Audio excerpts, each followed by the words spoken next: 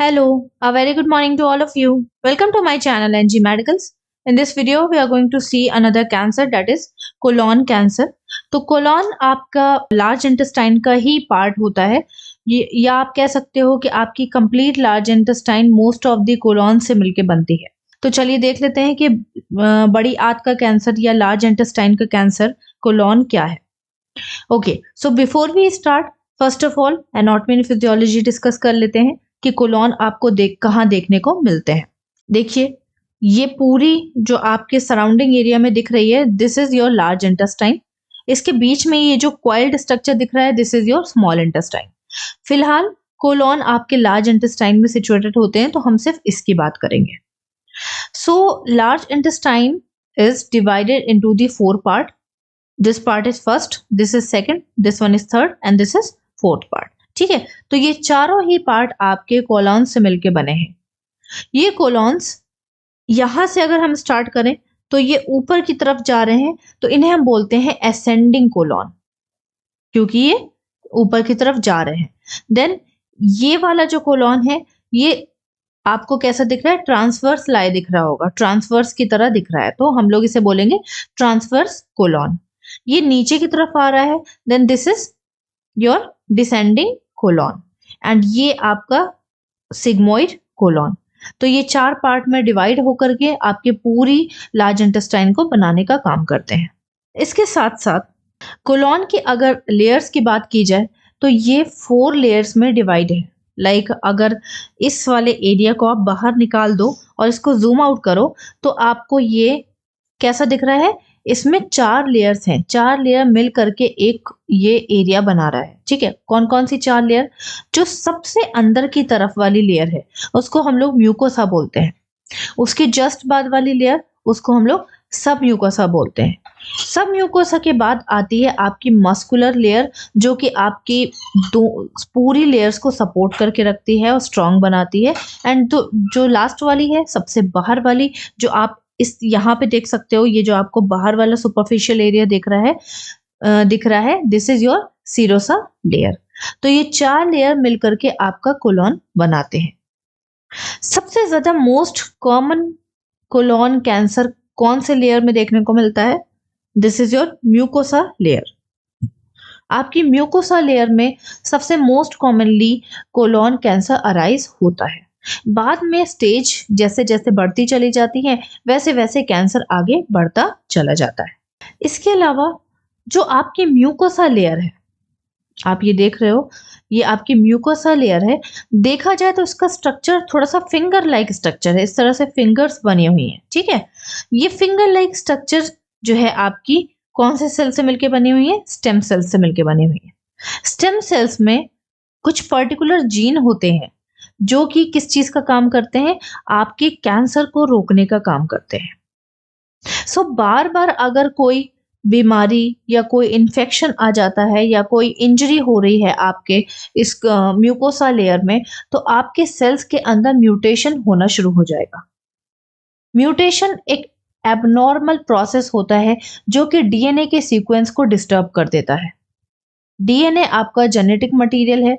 ठीक है, जीन से मिलके आपका पूरा डीएनए बनता है और आपके डीएनए में हर तरह के जीन होते हैं जो कि आपके बॉडी का शेप, साइज, आपके बॉडी का कलर, आपके बॉडी का टेक्सचर है ना, हर चीज डिसाइड करते हैं.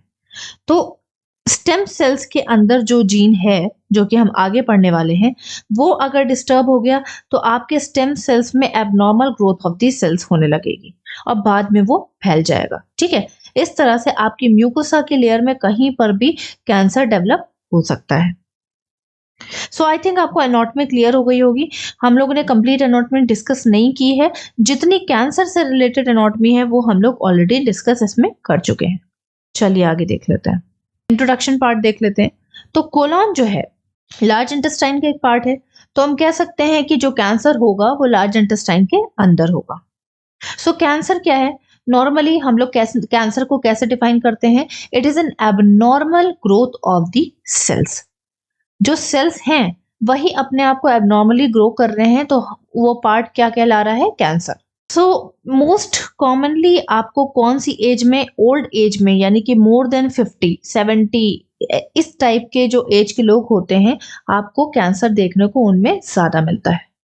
उसका एक रीज़न ये है कि जैसे-जैसे हमारी एज बढ़ती जाती है, वैसे-वैसे हमारा इम्यून सिस्टम भी वीक होता जाता है एंड हमारी जो हेल्दी रहने की कैपेबिलिटी है, वो भी डिक्रीज़ होती जाती है। जैसे-जैसे हम ओल्ड होते जाएँगे, हमारे अंदर हमारा इम्यून सिस्टम स्लो वर्क करने लगेगा और हमें तरह-तरह की बीमारियाँ भी हो सकती हैं। उसी तरह से कोलोन कैंसर या कोलोन में या लार्ज इंटेस्टाइन में या आपके जीआई ट्रैक्ट में या आपके स्मॉल इंटेस्टाइन में बार-बार कोई इन्फेक्शन हो रहा है और आपकी एज भी ज़्यादा है, तो आपका इम्यून सिस्टम उस इन्फेक्शन को, उस इन्फ्लेमेशन को, उस प्रॉब्लम को सॉर्ट आउट जल्दी नहीं कर पा रहा है। जिसकी वजह से क्या हो गया? आपको कैंसर डेवलप हो गया। So it can be benign और मैलिग्नेंट। बिनाइन जो कि अपनी जगह पर कैंसर स्थिर रहते हैं, स्टे रहते हैं। मैलिग्नेंट जो कि आपकी पूरी बॉडी में फैल जाते हैं। तो पहले तो कोलोन कैंसर बिनाइन होता है। बाद में अगर उस बिनाइन कैंसर में बार-बार ईटियोलॉजी की वजह से या प्रॉब्लम की वजह से बार-बार सेलुलर म्यूटेशन हो रहा है, तो वो मैलिग्नेंट में भी चेंज हो सकता है। कोलोन कैंसर में बहुत सारे टाइप्स होते हैं, जिसमें एडिनोकार्सिनोमा सबसे मोस्ट कॉमन टाइप है। एडिनोकार्सिनोमा मोस्ट कॉमन टाइप इसलिए है क्योंकि एडिनोम आपकी जो म्यूकोसा है, सबसे इनर लेयर मैंने आपको बताई थी कि सबसे इनर लेयर में ये देखो ये म्यूकोसा, म्यूकोसा जो है वो आपकी एडिनोमा एडिनोमा सेल से मिलके बने हैं, ठीक है? तो इसी वजह से एडिनोकार्सिनोमा आपका मोस्ट कॉमन टाइप है कैंसर का। यहाँ पे मैंने लिख भी दिया है these cells lining the inner side of the colon and rectum. Next है डेफिनेशन। तो एबनॉर्मली सेल्स अगर ग्रो करने लगेंगे तो हम उन्हें कैंसर कहेंगे। जिस पार्ट में करने लगेंगे उस पार्ट के अंदर कैंसर हुआ है हम ये बोलेंगे, ठीक है? तो abnormal growth of the inner lining of the large intestine, that's why it is said to be colon cancer, क्योंकि लार्ज इंटेस्टाइन आपके मोस्ट ऑफ कोलोन से मिलके बनी हुई है। इसके अलावा और डेफिनेशन देख लेते हैं। Uncontrolled and abnormal growth of the colon mucosa. इसके अलावा अनवांटेड, जिसकी नीड नहीं थी फिर भी वो आ गए, एंड अनकंट्रोल्ड प्लोरिफरेशन मीन्स फैलना, स्प्रेड होना of the large intestinal cells. Large intestinal के सेल्स बिना वजह, बिना नीड के, बिना रीजन के, बिना नीड के और बिना अनकंट्रोल फैलते चले जा रहे हैं कोलोन के अंदर। नेक्स्ट आ जाते हैं types of the colon cancer. तो सबसे मोस्ट कॉमन मैंने आपको बता दिया एडिनोकार्सिनोमा है, क्योंकि आपकी जो अंदर की म्यूकोसा है वो आपकी एडिनोमा सेल से मिलके बनी है। उसके अंदर कैंसर आ जाएगा तो हम लोग उसे क्या बोलेंगे? एडिनोकार्सिनोमा। नेक्स्ट है आपका सार्किनोइड ट्यूमर। सार्किनोइड ट्यूमर जो है वो ग्लैंड का ट्यूमर है। बहुत स्लो ग्रोथ होती है, इसके अंदर एबनॉर्मल सेल्स की बहुत स्लो ग्रोथ होती है। साथ ही साथ कौन सी ग्लैंड की हम लोग बात कर रहे हैं? लिबरकुन ग्लैंड, ठीक है? लिबरकुन ग्लैंड जो है उसके अंदर अगर abnormal growth of the cells हो गई तो हम लोग उसे क्या बोलेंगे? Carcinoid tumour. नेक्स्ट है आपका लिम्पोमास। लिम्पोमास जो वर्ड है वो लिम्फ से निकला हुआ है। तो जब आपके लिम्फ नोड में कैंसर फैल जाएगा तब हम उसे लिम्पोमास बोलेंगे। First of all what is this lymph? Lymph nodes या लिम्फेटिक सिस्टम आपकी पूरी बॉडी में इस तरह से सिचुएटेड होता है। ये ग्रीन कलर का स्ट्रक्चर आप देख रहे हो, ये आपका लिम्फेटिक सिस्टम है। इसका मेन काम क्या है कि इनके अंदर WBCs होते हैं और जब भी कोई आपके अंदर इन्फेक्शन आ रहा होता है तो वो WBCs अपने आप को बढ़ा लेते हैं और उस इन्फेक्शन को किल कर देते हैं। हर ऑर्गन के पास, यहाँ पे देख सकते हो ब्रेन को छोड़ करके, हर ऑर्गन के पास यहाँ पे आपको लिम्फेटिक सिस्टम देखने को मिल रहा है। सो जब कैंसर लार्ज इंटेस्टाइन के लिम्फेटिक सिस्टम के पास डेवलप हो जाएगा या उसके अंदर चला जाएगा तो हम लोग क्या कहेंगे? Lymphomas of the large intestine या कोलोन हो गया है। नेक्स्ट है आपका hereditary colon cancer. Hereditary colon cancer किसी चीज से भी रिलेटेड नहीं है सिवाय सिर्फ आपकी फैमिली हिस्ट्री के। मान लीजिए आपकी फैमिली हिस्ट्री में आपके पेरेंट्स को या उनके एंसेस्टर्स को कैंसर था तो आपको भी होने के चांसेस है। अगर फैमिली हिस्ट्री में आपका कोलोन कैंसर की हिस्ट्री है और आपको भी हो गया, then we can say that this is hereditary colon cancer. तो इसमें प्रॉब्लम क्या आती है कि जो आपके कैंसर सेल्स को रोकने वाले जीन होते हैं उनके अंदर डिफेक्ट हो जाता है या उनके अंदर कुछ एबनॉर्मल चेंजेस यानी म्यूटेशंस हो जाते हैं, तब कैंसर फैल जाता है। नेक्स्ट है GI stromal tumour. GI stromal tumour that is gastro intestinal stromal tumour. ये सॉफ्ट टिश्यूज में यानी कि आपके अंदर के ऑर्गन्स में देखने को मिलता है। मेनली आपके जो गैस्ट्रोइंटेस्टाइनल सिस्टम होता है, यहाँ से देख लो इसोफेगस से पूरा आपका एनस तक गैस्ट्रोइंटेस्टाइनल सिस्टम कहलाता है ये। इसके अंदर कहीं पर भी कैंसर होगा तो हम लोग उसे कह देंगे जीआई स्ट्रोमल ट्यूमर। ये कैंसर फिर जा करके आपके कोलॉन में आ जाएगा तो हम लोग कहेंगे जीआई स्ट्रोमल ट्यूमर। नेक्स्ट आ जाते हैं स्टेजेस। तो they are 4 stages of the cancer. First stage में क्या हो रहा है, कुछ प्रॉब्लम नहीं हो रही है, जो म्यूकोसा लेयर मैंने आपको दिखाई थी सिर्फ उसके अंदर कैंसर है अभी। सेकेंड स्टेज जब आ जाती है तो म्यूकोसा लाइनिंग के बाद कैंसर आगे बढ़ जाता है, सेकेंड लेयर को कवर अप कर लेता है। देन थर्ड वाले में क्या हो रहा है कि ये मस्कुलर लेयर के साथ साथ आपके लिम्फ नोड को भी, आसपास के जो लिम्फ नोड थे, यहाँ पे मैंने आपको दिखाया था कि आसपास के लिम्फ नोड में भी कैंसर चला गया, वो आपका थर्ड स्टेज कैंसर है। एंड आपका फोर्थ स्टेज कैंसर क्या है, कैंसर जब आपके अदर ऑर्गन्स में फैल जाता है तब हम उसे फोर्थ स्टेज यानी कि मेटास्टैटिक कैंसर बोलते हैं। सो नेक्स्ट देख लेते हैं हम TNM classification. So T for होता है ट्यूमर, एन फॉर होता है lymph node and M for होता है मेटास्टैसिस मींस स्प्रेड हो जाना। तो ट्यूमर जब लिम्फ नोड के अंदर आएगा तभी वो मेटास्टैसिस यानी स्प्रेड हो जाएगा। तो इसमें स्टेजेस डिवाइड हैं। सबसे पहले देखो T1 है। T1 मींस होता है कि जो ट्यूमर है वो अभी आपके सब म्यूकोसा के अंदर है, मतलब म्यूकोसा के अंदर तो था ही, अभी वो आपके सब म्यूकोसा यानी कि सेकेंड लेयर के अंदर है। T2 मीन्स होता है कि अब वो नेक्स्ट लेयर में आ जाता है। सो नेक्स्ट लेयर कौन सी हो गई, आपकी मसल लेयर हो गई या मस्कुलैरिस लेयर हो गई। T3 मीन्स होता है सबसे आउटर मोस्ट लेयर जिसको हम लोग सीरोसा बोलते हैं। आउटर मोस्ट लेयर में क्या हो गया, आपका कैंसर चला गया। T4 मीन्स होता है कि अब इस लेयर के बाद आसपास के जितने भी सेल्स होंगे या टिश्यूज होंगे या दूसरे ऑर्गन के सेल्स या टिश्यूज होंगे उनके पास फैल रहा है। NX मीन्स हो गया ट्यूमर अभी लिम्फ नोड के पास नहीं मिला। तो पहले आपको पता होना चाहिए कि लिम्फ नोड क्या है। आपकी पूरी बॉडी में इस तरह से स्ट्रक्चर होता है ग्रीन कलर का, और इस स्ट्रक्चर को हम लोग लिम्फेटिक सिस्टम बोलते हैं। लिम्फेटिक सिस्टम का मेन काम क्या है कि इसके अंदर इम्यून सेल्स होते हैं और ये इम्यूनिटी प्रोवाइड करने के पास जो भी लिम्फेटिक सिस्टम होता है या लिम्फ नोड्स होते हैं उसके अंदर अभी ट्यूमर या सेल्स, ट्यूमर के सेल्स नहीं गए हैं। N0 मीन्स होता है कि अभी भी लिम्फ नोड के अंदर नहीं मिले। N1 मीन्स होता है कि अब 1 से 3 lymph node, regional lymph node यानी कि अगर यहाँ पे कैंसर है तो इसके आसपास के लिम्फ नोड को हम लोग रीजनल लिम्फ नोड बोलेंगे। तो इसके आसपास के रीजनल लिम्फ नोड में ट्यूमर फैल गया। N2 मीन्स होता है कि अब 4 या उससे अधिक या उससे मोर लिम्फ नोड में ट्यूमर फैल चुका है, यानी कि यहाँ पे अगर ट्यूमर था तो इसके आसपास के जितने भी लिम्फेटिक सिस्टम के लिम्फ नोड थे, या आप गोल गोल सर्किल सर्किल देख रहे हो ना, इन्हीं को हम लिम्फ नोड बोलते हैं, इसके अंदर ट्यूमर फैल जाता है। N3 का मतलब क्या है कि अब और ज्यादा लिम्फ नोड अफेक्टेड हो गए हैं, काफी ज्यादा लिम्फ नोड एक ही तरफ के अफेक्टेड हो गए हैं। MX मीन्स होता है यानी कि मेटास्टैसिस अभी नहीं हुआ है या नहीं मिला है।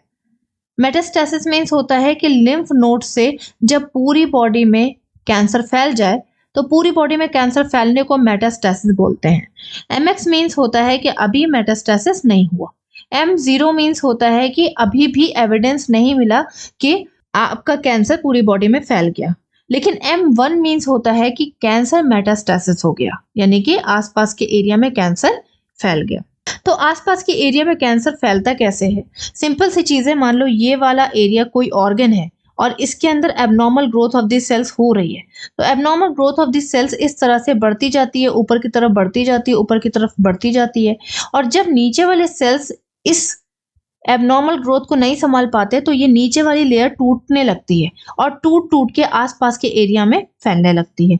तो पहले तो ये लिम्फ नोड में जाता है, उसके बाद ये सेल्स टूटते रहेंगे और ये ब्लड सप्लाई में पहुंच जाएंगे। और जैसा कि हम सब जानते हैं कि हमारी पूरी बॉडी में ब्लड सप्लाई होती है, घूमती रहती है ब्लड सप्लाई, तो पूरी बॉडी में कहीं पर भी ये कैंसर जा करके कैंसर फॉर्म कर देंगे, कैंसर सेल्स।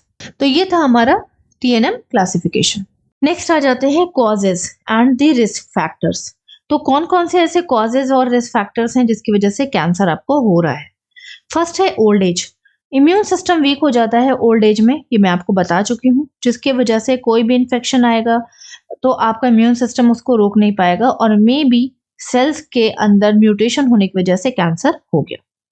नेक्स्ट है फैमिली हिस्ट्री। तो आपके पेरेंट्स को हुआ, सेम जीन आपके अंदर भी आ गए।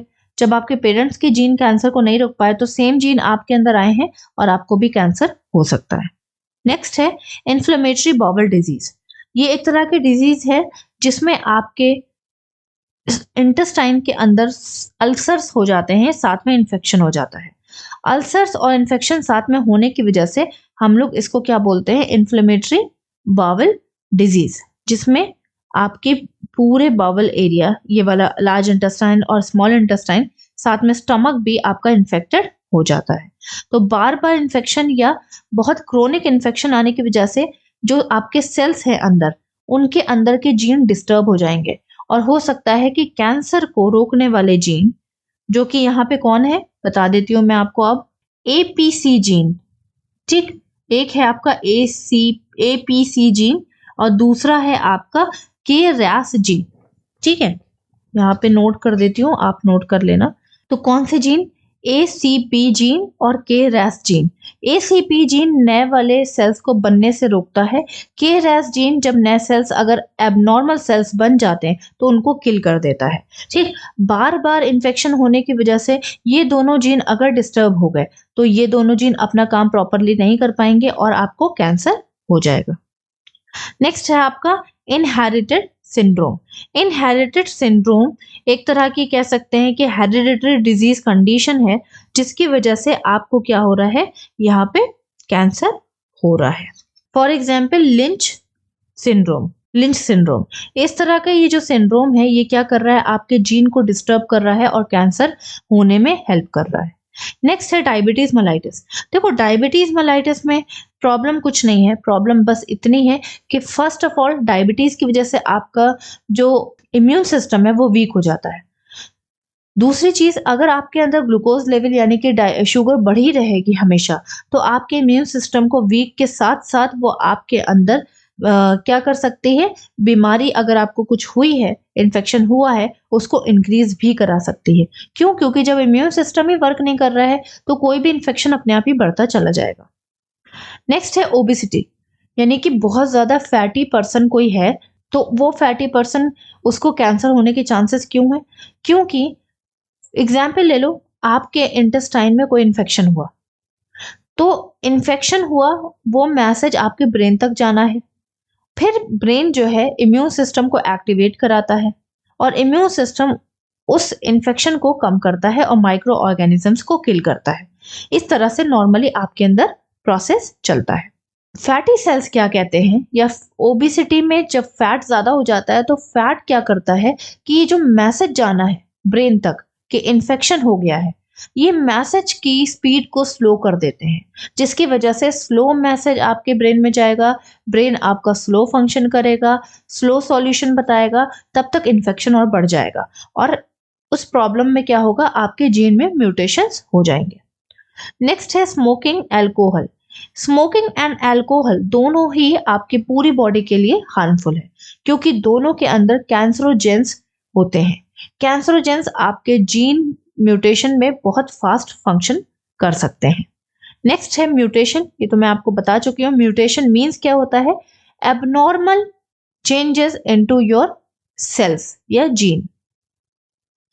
इसके साथ साथ रिकरेंट इन्फेक्शन भी आप खुद ही समझ जाओगे कि बार बार इन्फेक्शन होने की वजह से क्या हो रहा है, आपके जीन डिस्टर्ब हो रहे हैं। नेक्स्ट आ जाते हैं पैथोफिजियोलॉजी। पैथोफिजियोलॉजी बताती है कि सबसे पहले ईटियोलॉजी की वजह से बार बार कोई ना कोई रीजन, जो भी हम लोग ने ईटियोलॉजी पढ़ी है, उन सब की वजह से डायरेक्टली क्या हुआ, आपके जीन में चेंजेस आ गए। कौन सा जीन? मैंने आपको बताया था APC जीन। APC जीन में चेंजेस आ गए। एपीसी जीन में चेंजेस आ गए तो आपके स्टेम सेल्स यानी कि आपके कोलॉन के म्यूकोसा के जो सेल्स हैं उसके अंदर भी चेंजेस आएंगे। क्या चेंजेस आएंगे? प्लोरिफरेशन होने लगेगा यानी कि abnormal growth of the cells होने लगेगी। तो चलो प्लोरिफरेशन होने लगा, लेकिन अभी क्या है, आपका केरएस जीन अभी काम कर रहा है, तो ये प्लोरिफरेशन यानी कि abnormal growth of the cells जो है सिर्फ छोटे छोटे गांठे बन के रह जाएंगी। लेकिन मान लीजिए कि आपका केरएस जीन भी अफेक्ट हो गया, क्या पता एटियोलॉजी बहुत स्ट्रांग हो, क्या पता जो माइक्रो ऑर्गेनिजम्स हो बहुत स्ट्रांग हो, क्या पता आपकी फैमिली हिस्ट्री भी हो, आपके कैंसर की फैमिली हिस्ट्री हो, जिसकी वजह से क्या हुआ कि आपका केरएस जीन भी डिस्टर्ब हो गया। तब क्या हुआ कि मेटास्टेसिस यानी कि कैंसर पूरी बॉडी में फैल जाएगा। जब तक केरएस जीन काम कर रहा है तब तक कैंसर बिनाइन है, लेकिन अब केरएस जीन भी काम नहीं करेगा तो आपका मेटास्टेसिस यानी कि कैंसर सेल्स बहुत फास्टली ग्रो करने लगेंगे और आपकी बॉडी में स्प्रेड हो जाएंगे। So this is all about the introduction, anatomy physiology, definition, types, causes, risk factors, staging, TNM classification and आपका pathophysiology of the colon cancer. Next video में हम लोग बहुत सारी चीजें डिस्कस करेंगे, for example clinical manifestation, diagnostic evaluation, chemotherapy, radiotherapy, immunotherapy, surgical management, nursing management, prevention and complications of the colon cancer. अगर आपको कोई भी डाउट है तो please ask me in comment box. Till then bye bye, take care, have a nice day.